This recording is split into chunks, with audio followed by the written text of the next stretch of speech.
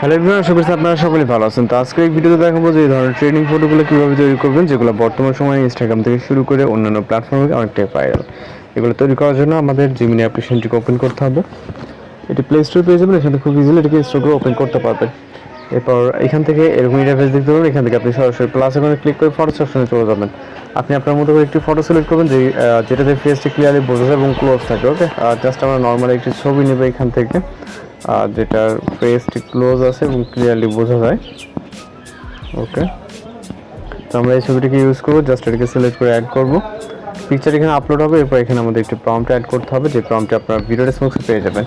বেশ কিছু প্রম্পট দেওয়া থাকবে, জাস্ট আপনি আপনার পছন্দের একটি প্রম্পট এখান থেকে কপি করে নেবেন। ওকে, আমরা এই প্রম্পটটিকে কপি করে নেব, নেওয়ার পর চলে যাবো জিমিনি অ্যাপ্লিকেশনে।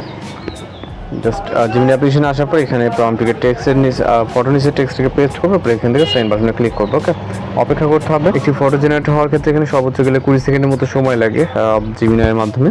আর যারা চ্যানেল নতুন আছেন অবশ্যই চ্যানেলকে সাবস্ক্রাইব করবেন। এছাড়া আপনার রিকোয়েস্টে যদি কোনো কিছু থেকে থাকে সেটাও আমাদেরকে জানাতে পারেন। তো জাস্ট অপেক্ষা করবো। আমাদের চ্যানেল ভিজিট করবে, অসংখ্য ট্রেনিং ফটো বা ভিডিও ক্লিপটা কিন্তু পেয়ে যাবেন। তো জাস্ট দেখতে পাচ্ছেন অসাধারণভাবে আমাদের ফটো কিন্তু জেনারেট হয়ে গেছে। যেই করবেন লোডিং কমপ্লিট হয়ে গেলে কিন্তু সেভ অপশন দেখতে পাবেন, তাহলে আপনার ফাইলটি সেভ হয়ে যাবে। তো একই ওয়েতে আপনার আরও যে প্রম্পটগুলো আছে সেগুলো ট্রাই করে দেখতে পারেন। আর কোথাও সমস্যা অবশ্যই জানাবেন। দেখা হচ্ছে নতুন কোনো ভিডিওর সাথে। ভালো থাকবেন, সুস্থ থাকবেন।